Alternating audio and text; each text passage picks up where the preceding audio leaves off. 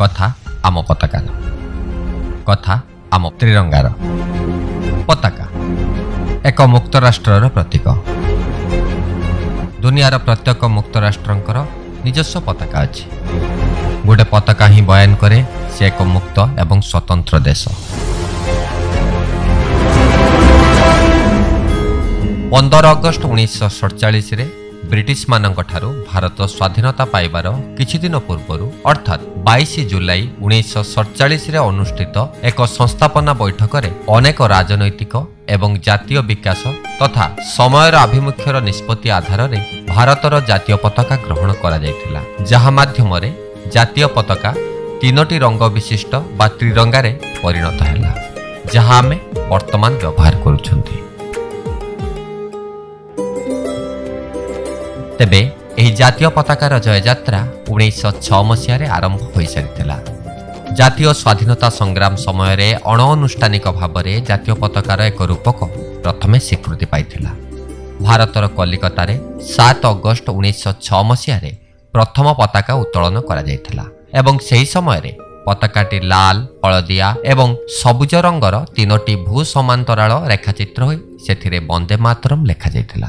ପତାକାର ଉପର ଭାଗରେ ସବୁଜ ରଙ୍ଗ ଏବଂ ଏହା ଉପରେ 8ଟି ଅର୍ଦ୍ଧ ପ୍ରସ୍ଫୁଟିତ ପଦ୍ମକଳିକାର ସଂକେତ ଥିଲା। ମଧ୍ୟଭାଗରେ ହଳଦିଆ ରଙ୍ଗ ଏବଂ ଏହା ଉପରେ ବନ୍ଦେ ମାତରମ୍ ଲେଖାଯାଇଥିଲା ଏବଂ ନିମ୍ନ ଭାଗରେ ଲାଲ ରଙ୍ଗ ଏବଂ ଏହା ଉପରେ ସୂର୍ଯ୍ୟ ଓ ଏକ ଅର୍ଦ୍ଧ ଚନ୍ଦ୍ରମା ଥିଲା। ଏହା ସ୍ୱାଧୀନତା ସଂଗ୍ରାମୀ ସଚିନ୍ଦ୍ର ପ୍ରସାଦ ବୋଷ ଏବଂ ହେମଚନ୍ଦ୍ର କାନୁନଗୋଙ୍କ ଦ୍ୱାରା ପରିକଳ୍ପିତ ହୋଇଥିବାର ବିଶ୍ୱାସ କରାଯାଏ।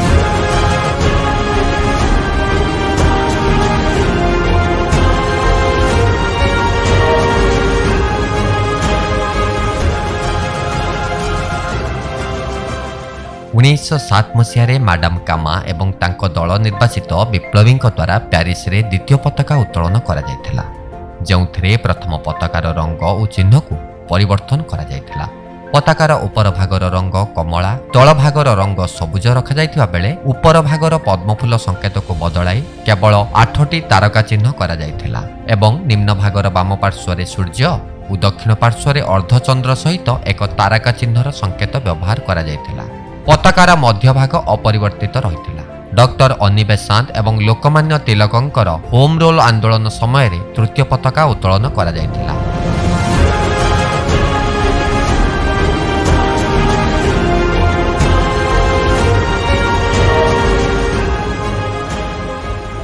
ଏହି ପତାକାଟିରେ 5ଟି ନାଲି ଏବଂ 4ଟି ସବୁଜ ଭୂ ସମାନ୍ତର ଷ୍ଟ୍ରିପ୍ ବିକଳ୍ପ ଭାବରେ ବ୍ୟବହୃତ ହୋଇଥିଲା।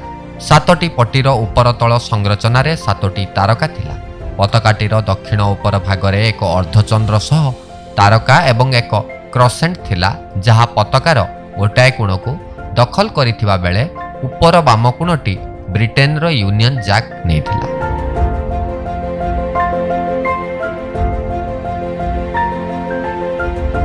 ଅନେକ ଯୁକ୍ତିତର୍କ ଓ ଆଲୋଚନା ପରେ 1921 ମସିହାରେ ଗାନ୍ଧିଜୀ ଜାତୀୟ ପତାକାର ଆବଶ୍ୟକତାକୁ ଅନୁଭବ କରି ବେଙ୍ଗାଲି ଭେଙ୍କୟାଙ୍କୁ ଚରଖ କିମ୍ବା ସ୍ପିନ୍ ଚକ୍ରର ପ୍ରତୀକ ସହିତ ପତାକା ଡିଜାଇନ୍ କରିବାକୁ କହିଥିଲେ।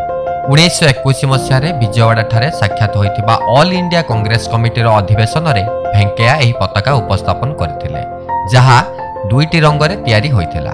ନାଲି ଏବଂ ସବୁଜ 2ଟି ପ୍ରମୁଖ ସମ୍ପ୍ରଦାୟର ଅର୍ଥାତ୍ ହିନ୍ଦୁ ଏବଂ ମୁସଲମାନ ସମ୍ପ୍ରଦାୟର ପ୍ରତୀକ ଭାବରେ ଗ୍ରହଣ କରାଯାଇଥିଲା। ଏଥିପାଇଁ ଗାନ୍ଧୀ ଭାରତର ଅବଶିଷ୍ଟ ସମ୍ପ୍ରଦାୟକୁ ପ୍ରତିନିଧିତ୍ୱ କରିବା ପାଇଁ ଏକ ଧଳା ରଙ୍ଗର ଷ୍ଟ୍ରାପ୍ ଯୋଗ କରିବାକୁ ପରାମର୍ଶ ଦେଇଥିଲେ।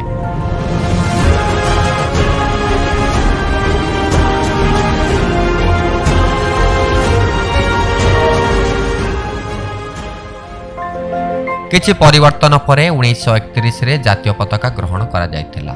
ଲାଲ ରଙ୍ଗକୁ ନାରଙ୍ଗୀ ସହିତ ବଦଳାଇ ଧଳା ରଙ୍ଗର ମଧ୍ୟଭାଗକୁ ଚାଲିଗଲା। ପତାକାର ମଧ୍ୟଭାଗରେ ସ୍ପିନ୍ ଚକ ବା ଚର୍କା ରହିଥିଲା।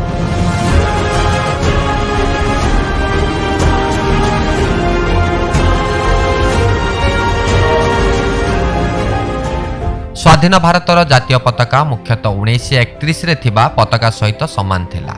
ଚରକ ବା ସ୍ପିନ୍ ଚକକୁ ବଦଳାଇ ଅଶୋକ ଚକ୍ରକୁ ସ୍ଥାନ ଦିଆଯାଇଥିଲା, ଯେଉଁଥିରେ 24ଟି ଅକ୍ଷର ହୋଇଛି। ଜାତୀୟ ପତାକା ତ୍ରିରଙ୍ଗା ଉପର ଭାଗରେ ଥିବା ସାଫ୍ରନ୍ ରଙ୍ଗ ଦେଶର ଶକ୍ତି ଏବଂ ସାହସକୁ ସୂଚାଇଥାଏ। मध्यम भागरे थिबा धला रंग सहित धर्मचक्र रही जहाँ शांति एवं सत्य को सूचित करे एवं निम्न भागरे थिबा सबुज रंग को समृद्धि और राष्ट्रर शुभ संकेत भाव में व्यवहार करा जायछि। केन्द्र रे थिबा 24 गुणर प्रतीक 24 अक्ष विशिष्ट धर्मचक्र गति एवं अभिवृद्धिर प्रतीक भाव में व्यवहार होइछि। तेबे एही पताकार फाइनाल डिजाइन सूर्या ताबजी तैयारी करथिले। 26 जनवरी 2002 रे भारतीय पताका संकेत आईन संशोधित होइथिला एवं स्वाधीनतार अनेक वर्ष पर शेष में भारतीय नागरिक मानकु निज घर कार्यालय एवं कारखाना उपरे जातीय पताका उत्तोलन करने को अनुमति दियागला।